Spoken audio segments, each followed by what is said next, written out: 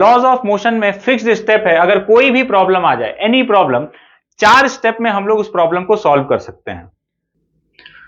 Hello everyone, start करते हैं one short quick revision of Newton's laws of motion and friction. तो सबसे पहले हम लोग स्टार्ट करेंगे न्यूटन फर्स्ट लॉ से। न्यूटन फर्स्ट लॉ है law of inertia. Law of inertia क्या बोलता है कि अगर कोई बॉडी रेस्ट पर है तो वो रेस्ट पर बना रहेगा, या फिर अगर वो मोशन में है तो कांस्टेंट वेलोसिटी से मोशन में बना रहेगा जब तक कि उस पर कोई एक्सटर्नल फोर्स एक्ट ना कर जाए। तो ये हुआ लॉ ऑफ इनर्शिया, मतलब किसी बॉडी के स्टेट ऑफ मोशन में चेंज लाना है तो उस पर एक फोर्स अप्लाई करना पड़ेगा। फिर हम लोग चलते हैं न्यूटन सेकंड लॉ पर। न्यूटन सेकंड लॉ हम लोग को बोलता है कि किसी बॉडी का जो rate of change of momentum है वो उस पर लगने वाले फोर्स के बराबर होगा। मैथमेटिकली उस इक्वेशन को हम लोग बोल सकते हैं कि F equal to dp by dt।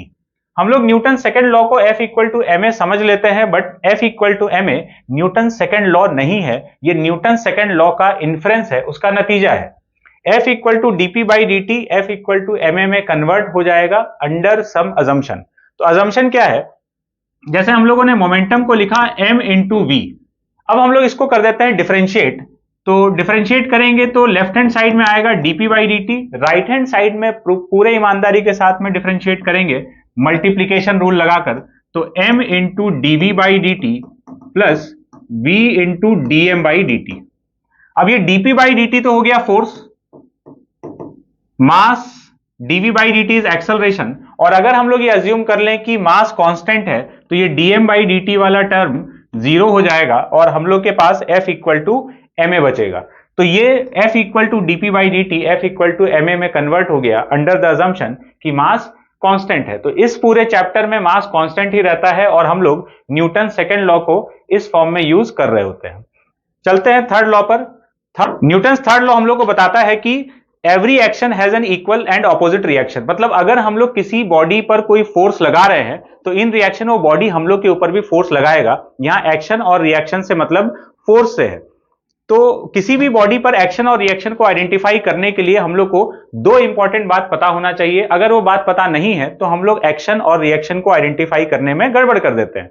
तो वो दो बातें क्या है, पहली बात यह है कि action reaction act on two different bodies, ये दो अलग अलग बॉडीज पर लगेगा, और दूसरी बात यह है कि ये दोनों सेम नेचर का होना चाहिए। सेम नेचर का मतलब यह है कि नॉर्मल का रिएक्शन नॉर्मल होगा, mg का रिएक्शन mg होगा, फ्रिक्शन का रिएक्शन फ्रिक्शन होगा और टेंशन का रिएक्शन टेंशन होगा। नॉर्मल का रिएक्शन mg नहीं हो सकता। एक मिसकंसेप्शन हम लोग इस डायग्राम से क्लियर करेंगे। जैसे यहां पर ब्लॉक एक सरफेस पर रखा हुआ है, सरफेस ने ब्लॉक पर अप्लाई किया नॉर्मल और अर्थ की वजह से इस ब्लॉक पर एक्ट कर रहा है mg। जनरली हम लोग से अगर पूछा जाता है तो हम लोग बोल देते हैं कि इस नॉर्मल का रिएक्शन mg है, जो कि बात गलत है। कैसे गलत है, ये दोनों ही पॉइंट्स यहां पर सेटिस्फाई नहीं हो रहा है। पहली बात तो ये दोनों फोर्स एक ही बॉडी पर एक्ट कर रहा है, और दूसरी बात ये है कि ये दोनों सेम नेचर का नहीं है, दोनों का नेचर अलग अलग है। एक नॉर्मल फोर्स है और दूसरा mg है। अब हम लोग आते हैं कि मैकेनिक्स में हम लोग को कितने टाइप का फोर्सेस मिलता है। ध्यान रहे, लॉज ऑफ मोशन का बात नहीं हो रहा है, पूरे मैकेनिक्स में टोटल 5 टाइप का फोर्सेस है। इन्हीं फोर्सेस पर सारा सवाल हम लोग को दिखेगा। तो ये 5 टाइप के फोर्स में पहला फोर्स है वेट, वेट मतलब अर्थ के द्वारा लगाया जाने वाला mg।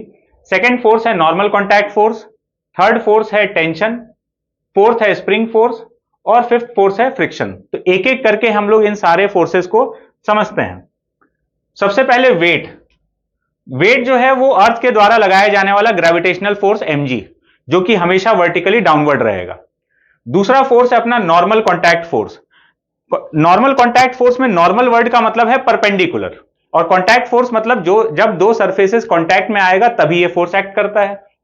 नॉर्मल कॉन्टैक्ट फोर्स का डायरेक्शन अगर हम लोग को समझना है कि कैसे लगता है तो दो बातें हम लोग को याद रखनी चाहिए। पहली बात तो ये कि ये जो भी फोर्स लगने वाला है नॉर्मल कॉन्टैक्ट फोर्स, ये हमेशा कॉन्टैक्ट सरफेसेस के परपेंडिकुलर लगेगा। और दूसरी बात कि ये हमेशा पुशिंग फोर्स होता है। नॉर्मल से आप धक्का दे सकते हैं, खींच नहीं सकते। तो जैसे यहां पर इस डायग्राम में अगर हम लोग देखें, ये ब्लॉक इस सरफेस पर रखा हुआ है, तो सरफेस ने इस पर नॉर्मल कॉन्टैक्ट फोर्स ऊपर लगाया, इन रिएक्शन ब्लॉक ने नॉर्मल कॉन्टैक्ट फोर्स नीचे लगाया। तो अगर इन दोनों को हम लोग देखें तो ये सरफेस के परपेंडिकुलर भी है और एट पर ये पुशिंग फोर्स भी है, सरफेस को ये पुश कर रहा है। चलते हैं नेक्स्ट फोर्स पर। अगला फोर्स है टेंशन। जैसे इस डायग्राम में अगर हम लोग देखें तो एक स्ट्रिंग से एक ब्लॉक बंधा हुआ है। अब ये जो ब्लॉक है ये ब्लॉक के वेट को किसने बैलेंस किया? तो रस्सी से लगने वाले फोर्स ने। उसी फोर्स को हम लोग क्या नाम दे रहे हैं? टेंशन। टेंशन को भी अगर आइडेंटिफाई करना है कि क्वेश्चन में टेंशन कैसे लग रहा है, तो दो बातें हैं टेंशन के बारे में जो हम लोग को इसके डायरेक्शन को डिटरमाइन करने में हेल्प करेगा। सबसे पहली बात तो यह है कि ये रस्सी के अलोंग लगता है, ऑलवेज अलोंग द स्ट्रिंग, है ना, it acts always along the string. और सेकेंड बात यह है कि ये पुलिंग फोर्स होता है, रस्सी से आप पुल कर सकते हैं, पुश नहीं कर सकते। तो जैसे यहां पर ब्लॉक नीचे जाना चाह रहा था तो रस्सी ने इसको ऊपर पुल किया तो टेंशन ऊपर लगा, और रस्सी छत से भी कनेक्टेड है तो सीलिंग को या छत को रस्सी ने नीचे पुल किया। तो टेंशन पुलिंग फोर्स है और ऑलवेज स्प्रिंग के अलोंग एक्ट करेगा। फिर नेक्स्ट फोर्स है स्प्रिंग फोर्स। स्प्रिंग से एक ब्लॉक अटैच्ड है। स्प्रिंग का अपना एक नेचुरल लेंथ होता है जिसमें वो किसी पर कोई फोर्स अप्लाई नहीं कर रहा है, जिसको कि स्प्रिंग का रिलैक्स्ड लेंथ कहते हैं। अगर उस रिलैक्स्ड लेंथ से स्प्रिंग में कुछ कंप्रेशन या एक्सटेंशन है तो स्प्रिंग में टेंशन आ जाएगा या स्प्रिंग फोर्स अप्लाई करना चालू कर देगा। जैसे इस डायग्राम में पहले इसका लेंथ L था जो कि इसका नेचुरल लेंथ था, वहां से ये X डिफॉर्म्ड है, X एक्सटेंडेड है, तो इस स्प्रिंग ने इस ब्लॉक पर फोर्स अप्लाई किया Kx, where K is spring constant. तो ये स्प्रिंग के द्वारा अप्लाई किया जाने वाला फोर्स ही स्प्रिंग का टेंशन भी कहलाता है। तो स्प्रिंग फोर्स और स्प्रिंग टेंशन एक ही बात है। और ये फोर्स जो है ये हमेशा एक्स के ऑपोजिट डायरेक्शन में होगा। कई बार हम लोग इसमें माइनस साइन लगा हुआ देखेंगे और वो माइनस साइन बस ये बताता है कि इसका डायरेक्शन क्या है, और स्प्रिंग फोर्स का डायरेक्शन ऑलवेज जो एक्सटेंशन या कंप्रेशन है उसके ऑपोजिट में है। नेक्स्ट फोर्स है अपना फ्रिक्शन। फ्रिक्शन के बारे में हम लोग यहां थोड़ा सा ब्रीफ में बात कर रहे हैं, आगे चलकर लास्ट चैप्टर के लास्ट में हम लोग फ्रिक्शन को फिर से उठाएंगे, तब थोड़ा सा डिटेल में बात करेंगे। कोई ब्लॉक अगर सरफेस पर रखा हुआ है तो सरफेस के परपेंडिकुलर डायरेक्शन में तो नॉर्मल फोर्स लगता है, सरफेस के पैरेलल डायरेक्शन में या टेंजेंशियल डायरेक्शन में क्या लगता है? वो लगता है फ्रिक्शन। फ्रिक्शन भी एक कांटेक्ट फोर्स है, इसको हम लोग टेंजेंशियल कांटेक्ट फोर्स बोल सकते हैं, है ना। नॉर्मल कांटेक्ट फोर्स जैसे था वैसे ही क्या है, टेंजेंशियल कांटेक्ट फोर्स इसको बोला जा सकता है। तो ये कांटेक्ट फोर्स है, always tangential to the contact surfaces, जैसा कि अभी हम लोग डिस्कस कर रहे थे।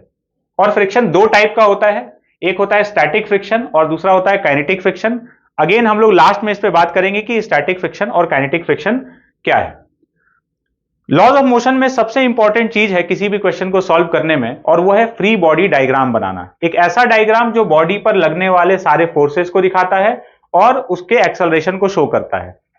अगर हम लोग को कोई भी प्रॉब्लम सॉल्व करना है न्यूटन्स लॉज ऑफ मोशन में तो इस स्टेप से तो गुजरना ही पड़ेगा, free body diagram. Free body diagram बनाना आसान है, लेकिन उसमें गलती क्या होता है कि हम लोग कभी कभार एक आध फोर्स लिखना छोड़ देते हैं, अदरवाइज ये बहुत ही आसान स्टेप होता है। तो हम लोगों ने एक दो सैंपल को कवर किया है फ्री बॉडी डायग्राम बनाने के लिए। जैसे यहां पर हम लोग देख रहे हैं कि एक ब्लॉक के ऊपर ब्लॉक रखा हुआ है।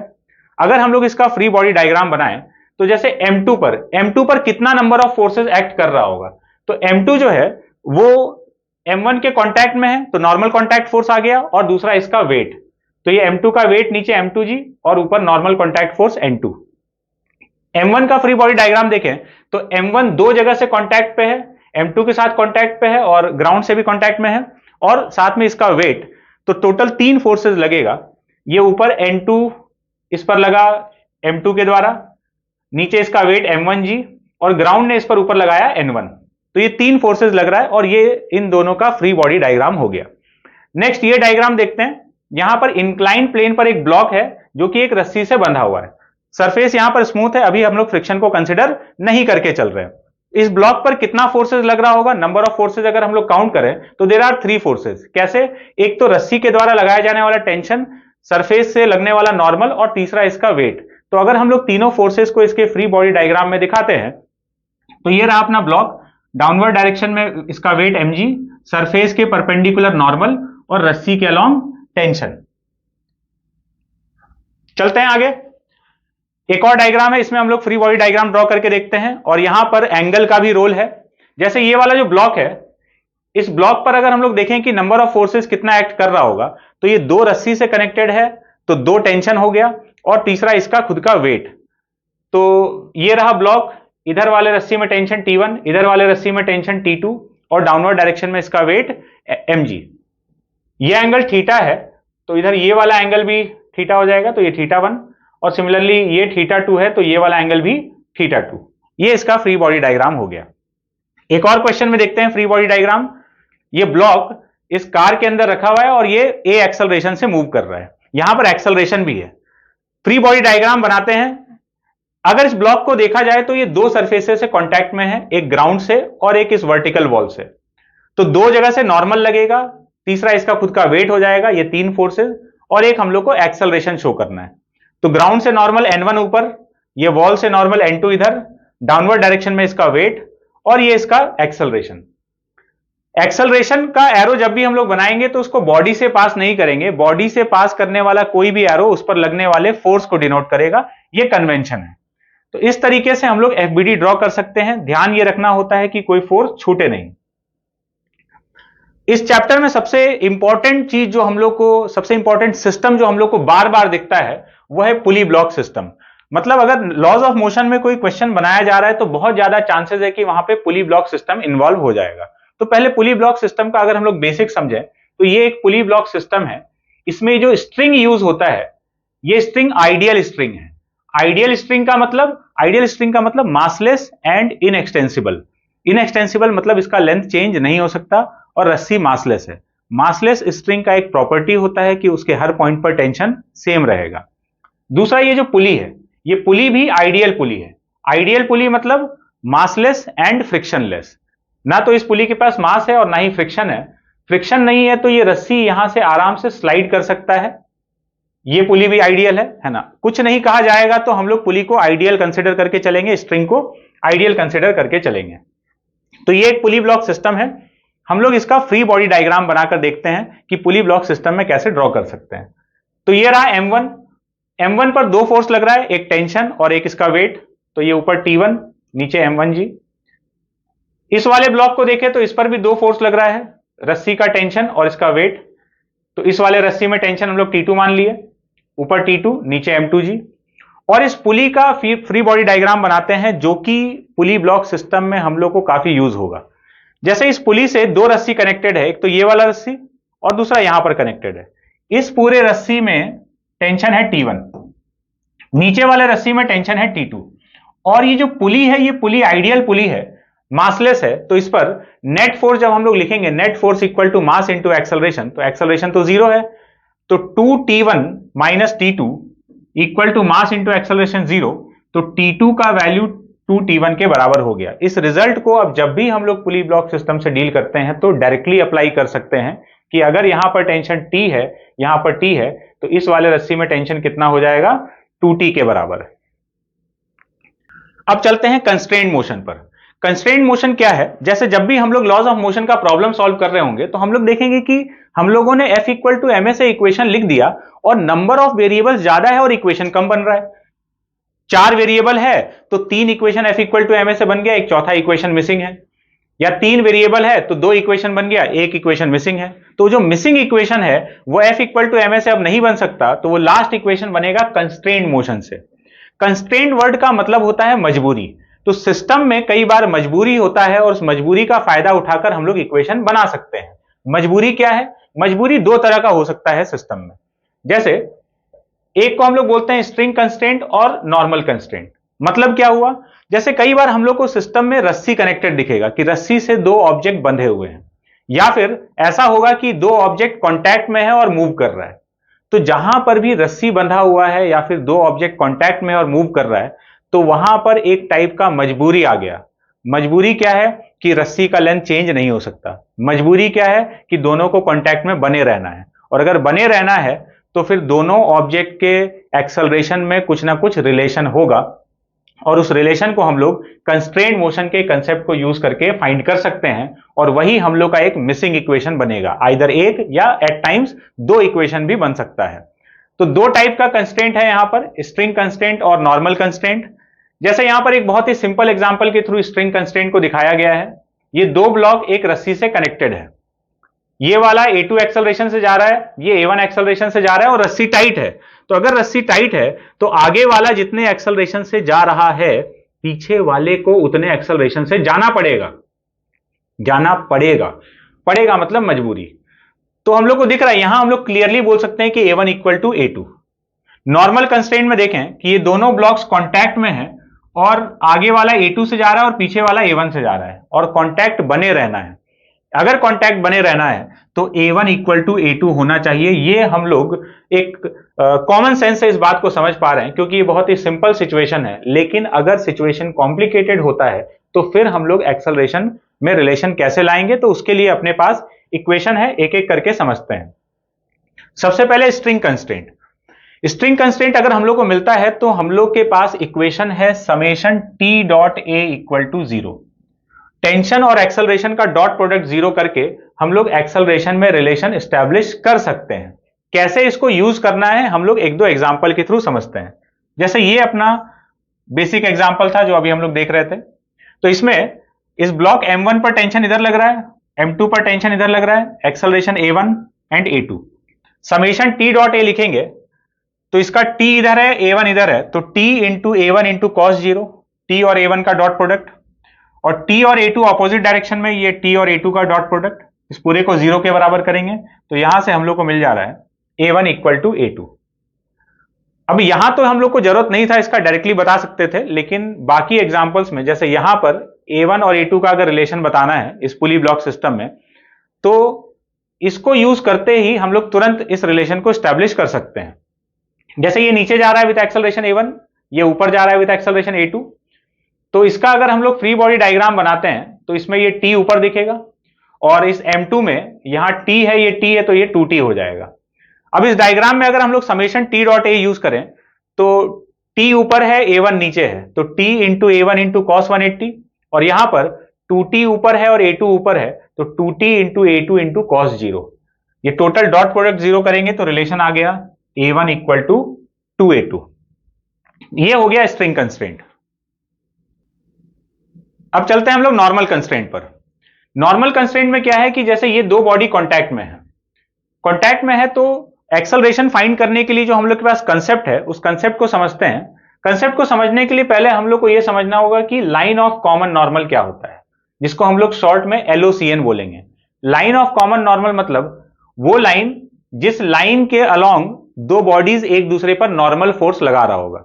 जैसे ये M1 M2 कांटेक्ट में है तो ये जो लाइन हम लोग को दिख रहा है, इसी लाइन के अलोंग M1 M2 एक दूसरे पर नॉर्मल फोर्स लगा रहा होगा, तो इसको हम लोग लाइन ऑफ कॉमन नॉर्मल बोलते हैं। और कंस्ट्रेंट ये है कि अगर कांटेक्ट बने रहना है तो लाइन ऑफ कॉमन नॉर्मल के अलोंग एक्सेलरेशन सेम होना चाहिए। इस डायरेक्शन के अलोंग हम लोग एक्सेलरेशन को इक्वल करेंगे हर बार। तो ये रहा दो ब्लॉक कांटेक्ट में था, ये A1 से जा रहा है, ये A2 से जा रहा है, ये रहा लाइन ऑफ कॉमन नॉर्मल। तो इस लाइन के अलोंग दोनों बॉडीज का एक्सेलरेशन सेम होना चाहिए अगर कांटेक्ट बने रहना है तो रिलेशन आ गया A1 इक्वल टू A2। थोड़ा सा डिफिकल्ट एग्जाम में अगर हम लोग इसको, डिफिकल्ट क्वेश्चन में इसको अगर हम लोग अप्लाई करके देखें तो जैसे ये वाला सिचुएशन है, ये एक वेज है जो कि लेफ्ट में मूव कर रहा है विद एक्सेलरेशन A1, और ये एक रॉड है जो वर्टिकली डाउनवर्ड आ रहा है विद एक्सेलरेशन A2। दोनों साइड से सपोर्ट लगा हुआ है जो कि इसके हॉरिजॉन्टल मूवमेंट को रेस्ट्रिक्ट कर रहा है। तो अब ये A1 और A2 में हम लोग को रिलेशन एस्टैब्लिश करना है, और ये रॉड और वेज में यहां पे कांटेक्ट है। तो अप्लाई करते हैं अपना कॉन्सेप्ट। ये जो लाइन दिख रहा है सरफेस के परपेंडिकुलर, ये अपना हो गया लाइन ऑफ कॉमन नॉर्मल। तो लाइन ऑफ कॉमन नॉर्मल के अलोंग एक्सेलरेशन सेम होना चाहिए। जो रॉड है, रॉड का एक्सेलरेशन A2 डाउनवर्ड है, तो ये रॉड का एक्सेलरेशन। वेज का एक्सेलरेशन A1 लेफ्ट में है, तो ये वेज का एक्सेलरेशन A1। इन दोनों का कंपोनेंट इस लाइन के अलोंग इक्वल होना चाहिए। तो A2 का कंपोनेंट इधर आ जाएगा A2 cos थीटा, और A1 का कंपोनेंट इधर आ जाएगा A1 sin थीटा। तो A1 sin theta equal to A2 cos theta, ये दोनों को इक्वेट कर देंगे तो रिलेशन आ गया अपने पास A2 equal to A1 tan theta. इस तरह से हम लोग नॉर्मल कंस्ट्रेंट लिख सकते हैं। स्ट्रिंग कंस्ट्रेंट और नॉर्मल कंस्ट्रेंट कब अप्लाई करना है? जब भी सिस्टम में रस्सी कनेक्टेड है मतलब स्ट्रिंग कंस्ट्रेंट लगेगा। जब भी सिस्टम में दो बॉडी कॉन्टैक्ट में है और दोनों मूव कर रहा है मतलब नॉर्मल कंस्ट्रेंट लगेगा।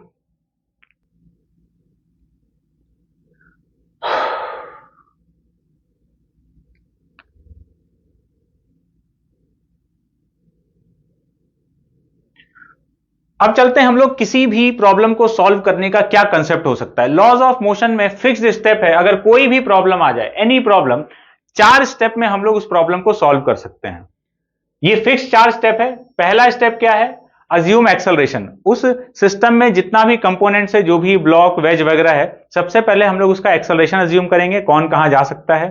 फिर सेकंड स्टेप है फ्री बॉडी डायग्राम ड्रॉ करने का। उस सिस्टम में फ्री बॉडी डायग्राम ड्रॉ करेंगे। फिर हम लोग इक्वेशंस लिखेंगे। इक्वेशंस कैसे लिखेंगे? F equal to ma and constraint motion को यूज करते हुए। और उसके बाद लास्ट वाला मैथमेटिकल स्टेप कि उन सारे इक्वेशंस को सॉल्व कर लेंगे। लॉज ऑफ मोशन का कोई भी प्रॉब्लम आएगा इसी 4 स्टेप से सॉल्व होने वाला है। ऐसा हो सकता है कि कोई क्वेश्चन इसी में से एक स्टेप से खत्म हो जाए या 2 स्टेप से खत्म हो जाए। एट मैक्स ये 4 स्टेप है किसी भी प्रॉब्लम को सॉल्व करने का। इसको हम लोग अप्लाई करके देखते हैं एक प्रॉब्लम में। ये हम लोगों ने एक पुली ब्लॉक सिस्टम लिया। इस पुली ब्लॉक सिस्टम को अभी जो हम लोगों ने 4 स्टेप समझा है उससे हम लोग सॉल्व करके इसको देखते हैं। तो सबसे पहला स्टेप क्या था? सबसे पहला स्टेप था कि एक्सेलरेशन अज्यूम करना। तो जैसे इस सिस्टम में ये m2 जो है ये नीचे जाएगा और m1 राइट में जाएगा, ये हम लोग को सिस्टम को देखकर समझ में आ रहा है। तो हम लोगों ने m1 का एक्सेलरेशन अज्यूम कर लिया a1 और m2 का एक्सेलरेशन अज्यूम कर लिया a2। ये हो गया फर्स्ट स्टेप। सेकेंड स्टेप है कि फ्री बॉडी डायग्राम ड्रॉ कर लें। तो फ्री बॉडी डायग्राम ड्रॉ करना है। ये रहा m1 का फ्री बॉडी डायग्राम। सरफेस से normal contact force n, downward direction में इसका वेट, और ये रस्सी से लग रहा है टेंशन T। फिर हम लोग ये m2 का फ्री बॉडी डायग्राम ड्रॉ करेंगे।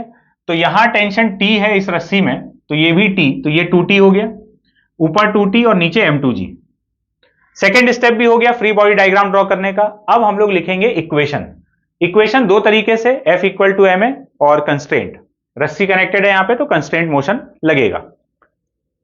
इस m1 के लिए इक्वेशन लिखें, ये हॉरिजॉन्टल डायरेक्शन में जा रहा है, तो नेट फोर्स हो गया T equal to mass into acceleration. m2 पर इक्वेशन लिखेंगे, ये डाउनवर्ड डायरेक्शन में जा रहा है, तो m2g minus 2t equal to m2a2। इन दोनों इक्वेशन को देखेंगे तो नंबर ऑफ वेरिएबल्स 3 है, टेंशन a1 a2, और F इक्वल टू ma से 2 इक्वेशन बना। तो तीसरा जो मिसिंग इक्वेशन है वो कंस्ट्रेंट का summation T dot a equal to 0। ये वाला ब्लॉक और ये वाले ब्लॉक पर मिलाकर टोटल इक्वेशन लिख देंगे। ये हॉरिजॉन्टल में जा रहा है, टेंशन भी T हॉरिजॉन्टल में लग रहा है, तो T into a1 into cos 0। ये नीचे जा रहा है, टेंशन ऊपर है, तो 2T into a2 into cos 180। ये पूरा 0 हो गया, तो एक रिलेशन आ गया a1 equal to 2a2। 3 variable 3 equation, चौथा स्टेप लगाकर इन सारे इक्वेशंस को सॉल्व कर लेंगे। अब चलते हैं हम लोग फ्रेम ऑफ रेफरेंस पर। फ्रेम ऑफ रेफरेंस का मतलब क्या हुआ? जहां से हम लोग मोशन को एनालाइज कर रहे हैं। तो फ्रेम ऑफ रेफरेंस 2 टाइप का होता है, इनर्शियल फ्रेम ऑफ रेफरेंस जिसका एक्सेलरेशन 0 है, और non inertial frame of reference जिसका एक्सेलरेशन नॉन 0 है, मतलब उसके पास कुछ एक्सेलरेशन है। फिर यहां से एक कंसेप्ट आता है सूडो फोर्स का। तो सूडो फोर्स एक इमेजिनरी फोर्स है, एक फॉल्स फोर्स है, एक जुगाड़ है ना। सूडो फोर्स इज अ जुगाड़। और जुगाड़ कब लगाया जाता है? जब किसी चीज का प्रॉपर सॉल्यूशन नहीं होता है तो हम लोग जुगाड़ लगाकर अपना काम चला लेते हैं। तो सूडो फोर्स एक जुगाड़ है। तो जुगाड़ कब लगाया जा रहा है? प्रॉब्लम क्या था हम लोग के सामने? प्रॉब्लम यह है कि जो न्यूटन सेकेंड लॉ है वो non inertial frame of reference में वैलिड नहीं है। तो non inertial frame of reference में वैलिड नहीं है, ये अपना प्रॉब्लम है और इस प्रॉब्लम का कोई सॉल्यूशन नहीं है। तो हम लोग प्रॉब्लम सॉल्व करने के लिए एक जुगाड़ लगाते हैं और उस जुगाड़ का नाम क्या है? Pseudo force. तो कैसे इसको लगाया जाता है इसको समझते हैं। तो जैसे ये एक सिचुएशन है कि 5 kg का एक ब्लॉक है, इस पर 15 न्यूटन का फोर्स लग रहा है, और 15 न्यूटन का फोर्स लग रहा है तो एक्सेलरेशन 3 मीटर पर सेकंड स्क्वायर हो गया। इसको 2 लोगों ने एनालाइज किया। पहला ये ऑब्जर्वर 1 जो कि रुका हुआ है, इसको अगर F इक्वल टू ma लगाने को कहा गया तो ये देखेगा फोर्स 15 न्यूटन लग रहा है, F का वैल्यू 15, मास 5 kg और एक्सेलरेशन 3 इसको दिख रहा है, एकदम सब कुछ ओके है। लेकिन एक दूसरा ऑब्जर्वर है जो कि 2 मीटर पर सेकंड स्क्वायर से दौड़ रहा है, इसको इसका एक्सेलरेशन कितना दिखेगा? 1 मीटर पर सेकंड स्क्वायर। रिलेटिव एक्सेलरेशन से हम लोग फाइंड कर सकते हैं। अब जब इसको F इक्वल टू ma लगाने को कहा जाएगा तो ये बोलेगा कि फोर्स तो लग रहा है 15 न्यूटन, मास है 5 kg और एक्सेलरेशन है 1, और F इक्वल टू ma वाला इक्वेशन यहां पर वैलिड नहीं रहा। तो फिर क्या हुआ? हम लोग चाहते हैं कि यार वैलिड हो जाए, तो हम लोग फिर लगाते हैं जुगाड़ जिससे कि हम लोग प्रॉब्लम सॉल्व कर पाएंगे। तो जुगाड़ ये है कि अगर non inertial frame of reference में गए, ये non inertial frame of reference है, इसके पास एक्सेलरेशन है, तो non inertial frame of reference में गए तो बॉडी पर एक फोर्स लगा दो, एक ऐसे ही झूठा फोर्स लगा दो। किधर लगा दो? जिधर फ्रेम ऑफ रेफरेंस का एक्सेलरेशन है उसके ऑपोजिट डायरेक्शन में। कितना लगा दो? Mass of the body and acceleration of frame of reference. तो इस पर 10 न्यूटन का एक फोर्स लगा दिए हम लोग ऐसे ही, जिसको हम लोग क्या नाम दिए, सूडो फोर्स। अब जब ये इक्वेशन इस पर लिखेगा तो ये बोलेगा कि फोर्स लग रहा है 15 न्यूटन और इधर 10 न्यूटन, तो 15 minus 10 equal to mass into acceleration, और अब अपना इक्वेशन वैलिड हो गया। तो जब भी हम लोग non inertial frame of reference में जाएंगे तो सूडो फोर्स का जुगाड़ लगा देंगे। अब सूडो फोर्स के जुगाड़ से कुछ रिजल्ट है जो कि हम लोग को याद रखना चाहिए। जैसे कि एक कार है जो कि ए एक्सेलरेशन से जा रहा है और उसमें एक पेंडुलम टंगा हुआ है, तो ये पेंडुलम वर्टिकल से जो एंगल बनाता है theta, tan theta equals to a upon g, ये रिजल्ट बहुत ज्यादा यूज होता है। दूसरा ये है कि एक इंक्लाइन प्लेन पर एक ब्लॉक रखा हुआ है और हम लोग चाहते हैं कि ये ब्लॉक स्लिप नहीं हो, इसके लिए हम लोगों ने इस सिस्टम को एक्सेलरेशन दे दिया ए। तो कितना एक्सेलरेशन दें कि ब्लॉक स्लिप नहीं करे, तो एक्सेलरेशन का वैल्यू है जी tan थीटा। यहां से देखेंगे तो यहां पर भी tan थीटा ए अपॉन जी के जैसा ही दिख रहा है। ये दोनों रिजल्ट बहुत ज्यादा फ्रीक्वेंट है, तो इसको हम लोग याद रखेंगे। अब हम लोग आते हैं फ्रिक्शन पर। नेक्स्ट फोर्स है फ्रिक्शन। फ्रिक्शन दो टाइप का है, static friction and kinetic friction. एक एक करके दोनों के बारे में समझते हैं। सबसे पहले स्टैटिक फ्रिक्शन। स्टैटिक फ्रिक्शन का एक रेंज होता है, वो 0 से लेकर एफएस मैक्सिमम मतलब स्टैटिक फ्रिक्शन का मैक्सिमम वैल्यू। इस रेंज के अंदर कुछ भी लग सकता है। कितना लगेगा? जितने का रिक्वायरमेंट होगा स्लिपिंग को रोके रखने के लिए, उतना ये फ्रिक्शन लगेगा। और ये एफएस मैक्सिमम का वैल्यू कितना होता है? ये होता है mu S into N. N हो गया यहां पर नॉर्मल फोर्स और म्यू एस हो गया कोफिशिएंट ऑफ स्टैटिक फ्रिक्शन। ये इस लिमिटिंग फ्रिक्शन या मैक्सिमम फ्रिक्शन का वैल्यू है। स्टैटिक फ्रिक्शन का काम क्या है? तो स्टैटिक फ्रिक्शन दो सरफेसेस के बीच में जो रिलेटिव स्लिपिंग होता है, उस रिलेटिव स्लिपिंग के टेंडेंसी का अपोज करता है। मतलब वो स्लिपिंग होने नहीं दे रहा है। तो जब तक स्लिपिंग नहीं हो रहा है तब तक स्टैटिक फ्रिक्शन है। जैसे ही स्लिपिंग चालू हुआ तब जो फ्रिक्शन लग रहा है वो काइनेटिक फ्रिक्शन है। काइनेटिक फ्रिक्शन, जैसे कि यहां पर ये ब्लॉक इस सरफेस पर स्लाइड कर रहा है, अब जो फ्रिक्शन लग रहा है वो काइनेटिक फ्रिक्शन है। काइनेटिक फ्रिक्शन का रेंज नहीं होता है, इसका वैल्यू कांस्टेंट है और ये वैल्यू है म्यू के इंटू एन। एन यहां का नॉर्मल कॉन्टैक्ट फोर्स हो गया और म्यू के हो गया कोफिशिएंट ऑफ काइनेटिक फ्रिक्शन। और म्यू के और म्यू एस में एक रिलेशन है कि प्रैक्टिकली म्यू के is slightly less than mu S. Question solve करने में अगर म्यू के और म्यू एस अलग अलग नहीं दिया है तो हम लोग दोनों को बराबर मान लेते हैं और जो भी कोफिशिएंट ऑफ फ्रिक्शन है वही म्यू के भी है और वही म्यू एस भी है। काइनेटिक फ्रिक्शन का क्या काम है? काइनेटिक फ्रिक्शन दो सरफेसेस के बीच में रिलेटिव स्लिपिंग का अपोज करता है। जब स्लिपिंग होना चालू हो गया तब जो फ्रिक्शन एक्ट कर रहा है वो काइनेटिक है। अब फ्रिक्शन में कुछ रिजल्ट है जो हम लोग याद रखेंगे। जैसे ये 2 ब्लॉक प्रॉब्लम वाला रिजल्ट है। एक ब्लॉक के ऊपर दूसरा ब्लॉक रखा हुआ है और ग्राउंड स्मूथ है और यहां पे फ्रिक्शन कोफिशिएंट म्यू है। तो कितना फोर्स लगाएं मैक्सिमम सो दैट इन दोनों ब्लॉक्स के बीच में स्लिपिंग नहीं हो? तो दोनों ब्लॉक के बीच में स्लिपिंग नहीं होना है तो ये फोर्स का मैक्सिमम पॉसिबल वैल्यू है। ये बहुत ज्यादा पूछा जाने वाला सवाल है, तो इस रिजल्ट को हम लोग याद रखेंगे, m1 plus m two into mu g. अगर इसी फोर्स को हम लोग नीचे की जगह ऊपर वाले ब्लॉक पर लगा देंगे तो कितना मैक्सिमम फोर्स लगा सकते हैं? m1 plus m two into m1 by m two into mu g. ये दोनों रिजल्ट हम लोग को याद रखना है। इसके अलावा दो रिजल्ट और है। अगर किसी इंक्लाइन प्लेन पर ब्लॉक रखा हुआ है तो कितने एंगल पर जाकर ये स्लिप करेगा? तो अगर ब्लॉक का स्लिपिंग स्टार्ट कराना है तो ये कंडीशन है tan theta should be greater than mu. अगर ये कंडीशन हो गया तो ब्लॉक स्लिप करना चालू कर देगा।